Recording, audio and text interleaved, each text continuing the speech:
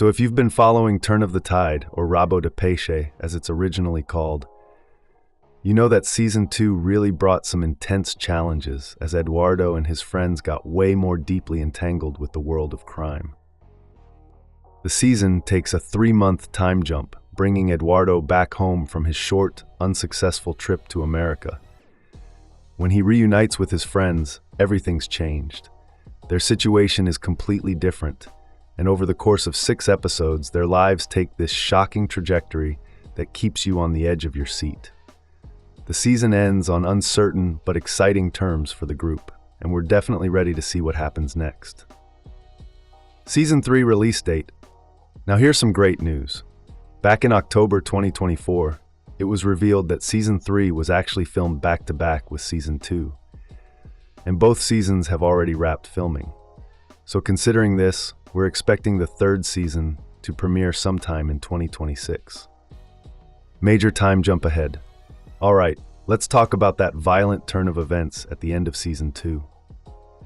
Despite their success in navigating the treacherous waters of smuggling drugs into the city, Silvia and her group don't get to celebrate for long.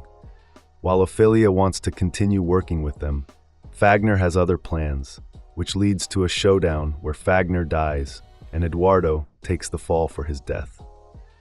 In the last scene, he walks out of prison, but don't be fooled, he's definitely done his time. You can tell a few years have passed because Silvia's son is already quite grown. And when someone asks Eduardo what he intends to do now that he's free, his answer is chilling. He wants revenge. Eduardo's revenge quest. So what's this revenge all about? It clearly relates to the death of his Uncle Joe, as well as the chaos his friends suffered. They were almost killed, remember? Eduardo's quest is once again directed towards those drugs that were stolen from under Ophelia and Fagner's noses, which are now in the possession of a really powerful man. But here's the thing. This time, the villain isn't just some criminal leader of a group. We're talking about a wealthy man with political connections who might not even have to resort to bloodshed or violence to make his enemies' lives a living hell. In that context, it's going to be really interesting to see how Eduardo and his friends manage to wreak havoc on him.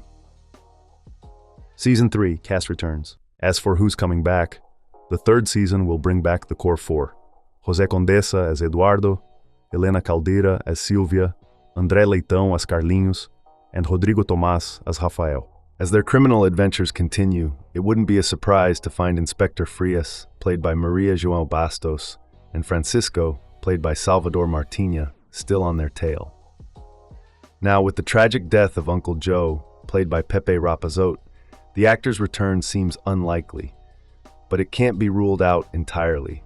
Remember, despite Albano Geronimo Arruda dying in Season 1, he was still around for Season 2 as the ghost narrator.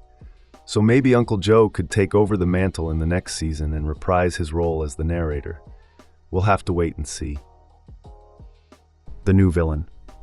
With each season of Turn of the Tide, a new villain is brought into the mix, and the final moments of the 2nd season set up Joaquim de Almeida's João Canto Moniz as the bad guy for Season 3. So far, all we know about Moniz is that he's a rich and influential guy who has turned towards drugs as his new venture, which makes him a much more dangerous enemy than the ones Eduardo and company have faced before. Additionally, the next chapter of the show will also delve into the mysterious disappearance of Mariana, played by Madalena Aragon, supporting characters like Ian, played by Afonso Pimentel, Bruna, played by Kelly Bailey, and Banja, played by João Pedro Vaz, are also expected to return, in addition to several new cast members. Testing the bonds of the core 4. What makes Turn of the Tide such a compelling watch is the connection between the main characters. Despite all their differences and disagreements, Eduardo, Silvia, Carlinhos, and Rafael remain a tightly knit group who are ready to do anything for one another. However, things are not what they used to be anymore.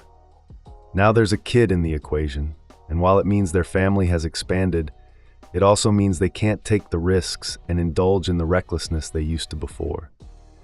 This already paves the way for potential conflict within the group, especially as Eduardo makes it clear that he's going to embark on a path of revenge. Look, He spent the past few years in prison, so it makes sense for him to have murder on his mind. But here's the thing.